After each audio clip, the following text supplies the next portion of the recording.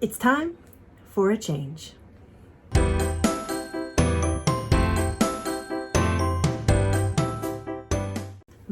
My name is Mary Fran. This is No Excuses, and this is my place to come talk about weight loss, life, fitness, losing 150 pounds, and being the most amazing version of me possible.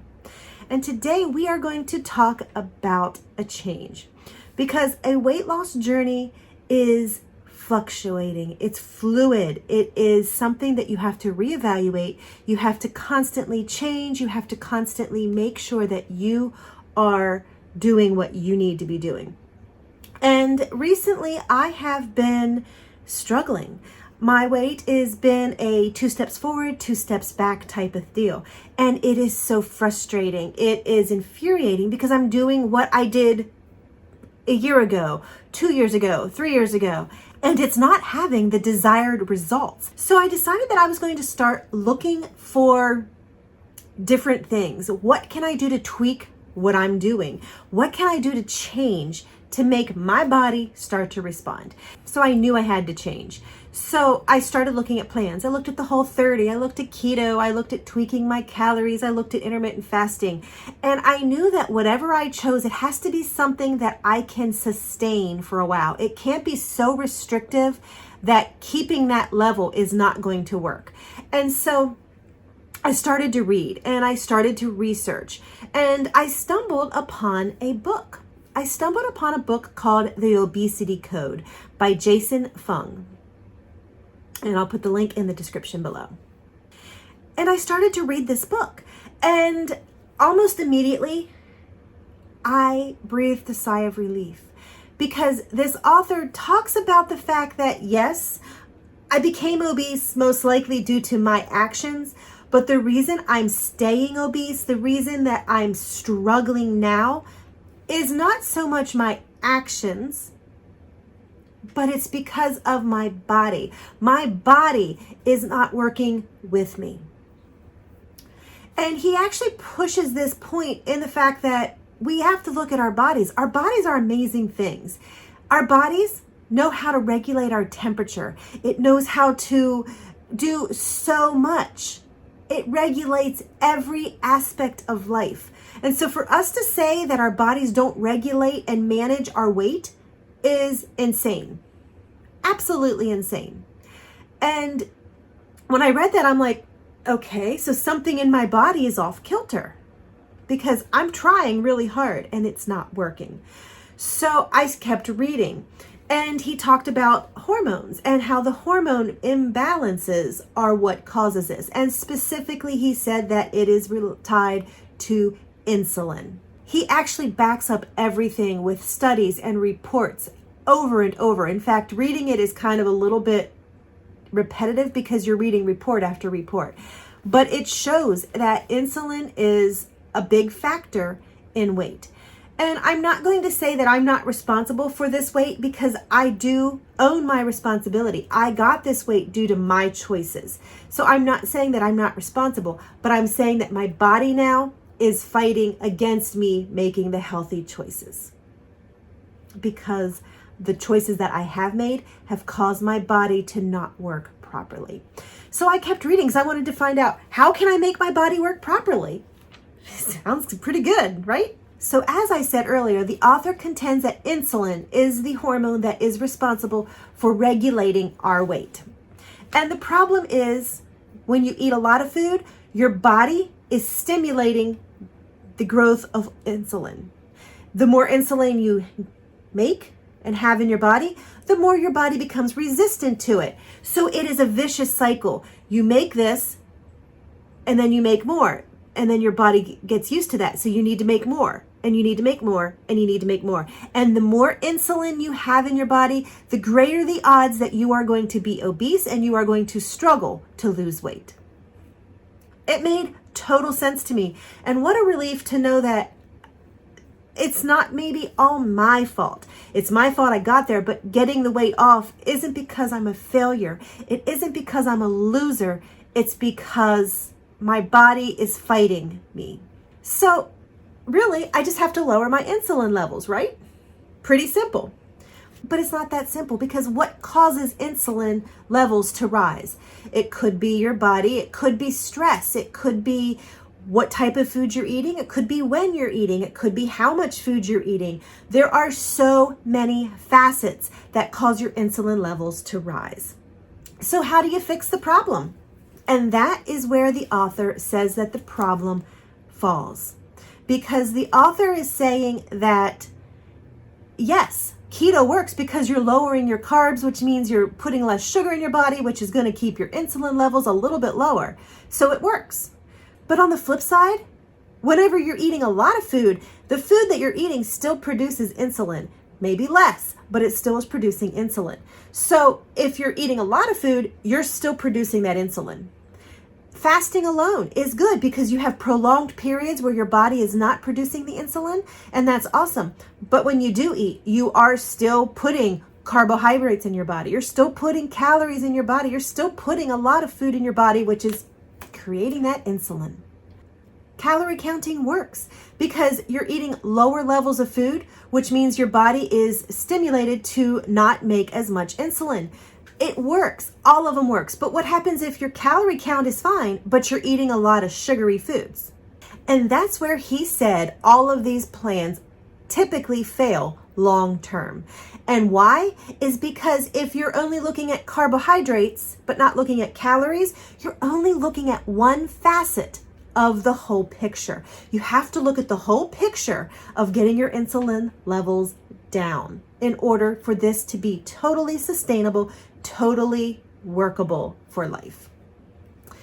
It made total sense to me. Now, he did say that if carbohydrates are your problem, you probably want to focus on that a little bit more. If food volume, which is mine, I like to eat a lot, is your problem, then you need to focus a little bit more on restricting your calories and restricting how much food you're eating.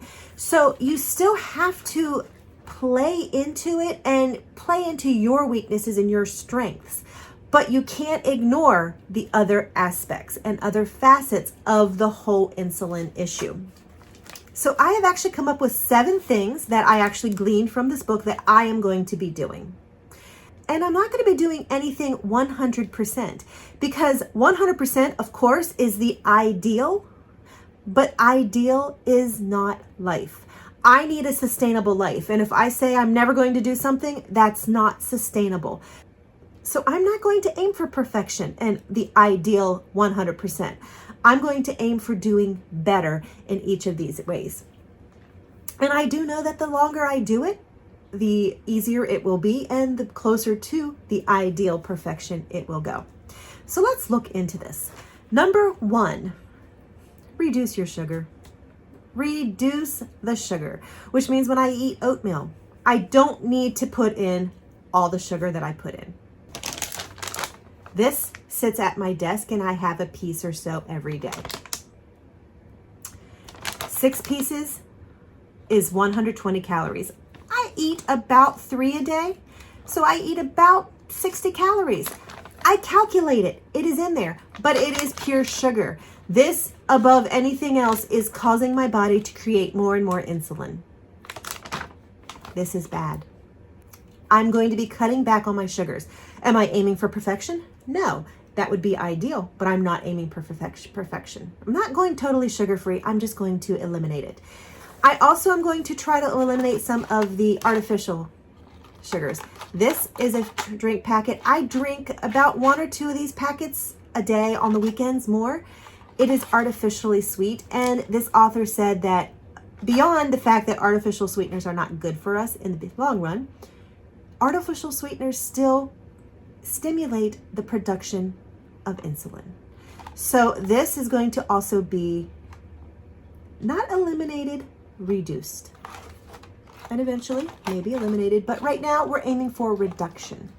Number 2, reduced refined grains. And that is flour is the big one. When you are eating white flour, that has been refined and processed so heavily that there is nothing nutritional in it. Nothing.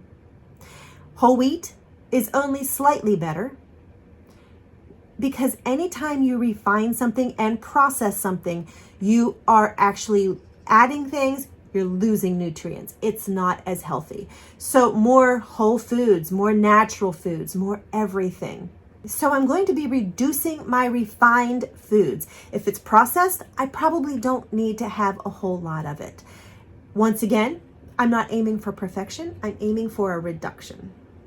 Number 3, you want to moderate your protein levels. And he actually recommended 20 to 30% of your diet be obtained from protein.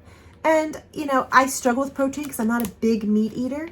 So this is one that I'm going to be working on and trying to really watch a little bit more closely. So number 4, you want to increase your natural fats. You want to actually be eating more of the natural fats because the natural fats do not promote insulin production, and they have other protective features for you. So you want to make sure you are getting your natural fats. A fat-free diet is not 100% healthy. You do need to have some fat in your diet, but they need to be natural fats. Number 5, you need to increase the amount of fiber in your diet.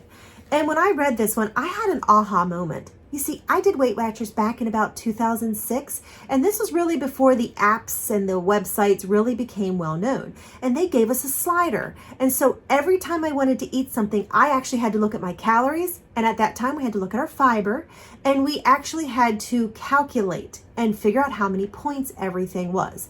And I can tell you that high fiber helped keep your points low. So for the time that I was losing with Weight Watchers, I was eating a very high fiber diet. And I had great success with it. You can see it up here, my befores and afters. Now, the doctor that wrote this book actually talked about fiber being the antidote to a lot of the poisons that we're putting in our body, aka sugar.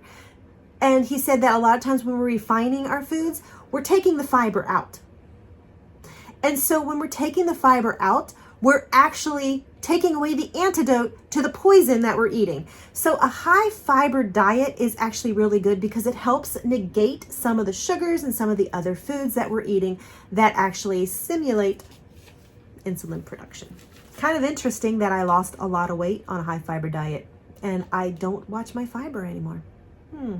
Number 6 is fasting. Now, very early on, the doctor actually says, you know what, if you're not hungry for breakfast, don't eat it. Plain and simple, if you're just not hungry, don't eat. Because he said the longer you go between meals, the longer your body has to not create insulin. Because see, whenever you eat, it stimulates your body to create that insulin. So if your body's not creating insulin, that means that your insulin levels are going down and not rising. And when they go down, that also means that you're helping break that resistance to insulin that your body has. So he said, don't eat breakfast. Furthermore, he actually talks about the fact that we should be doing to break this insulin resistance fasting. He recommends a 24 to 36 hour fast, and I'm not quite ready for that. But I had already been toying with doing an OMAD fast, doing a 1 meal a day fast. I'm going to aim for my weekdays, 5 days of OMAD. That's what my plan is. I don't know how it's going to go because, I'm not going to know until I try it. But I am going to try to see what I can do. I'm going to try to throw some fasting in there, some more than the intermittent fasting that I have been doing because I've been doing the 16-8. I want to start trying to do the OMAD and see how that works for me. Number 7 and the final one is to track my food. Now, this one is me because I want to keep my calories reduced because, as I said earlier, I am a volume girl. I like to eat. And so I need to be making sure that during that 1 meal a day or on the weekends, if I am having more meals, that I'm not eating like a crazy woman. And tracking for me is still huge. Calorie reduction is still huge. I need to make sure that I am not eating the volume that I can't eat. So there you are, the 7 things. None of them are earth-shattering. All of them have touches of this and touches of that. They have a touch of keto because I'm lowering my carbs and I'm lowering my sugars. And they have a touch of the whole foods. It has a touch of calorie counting. It has a touch of fasting. Has a little bit of everything because, see, I'm putting all the facets together to make one plan that will hopefully work for me. So there you have it, my plan for the future. I'm actually quite hopeful. I'm excited because it brings back memories of how I used to eat on Weight Watchers, and they've changed the plan so much that it stopped working for me. But when I read this book and I started reading his things of what he said to do, it really took me back to that plan. And this is it. So I'm excited, and let's see how I do. No excuses.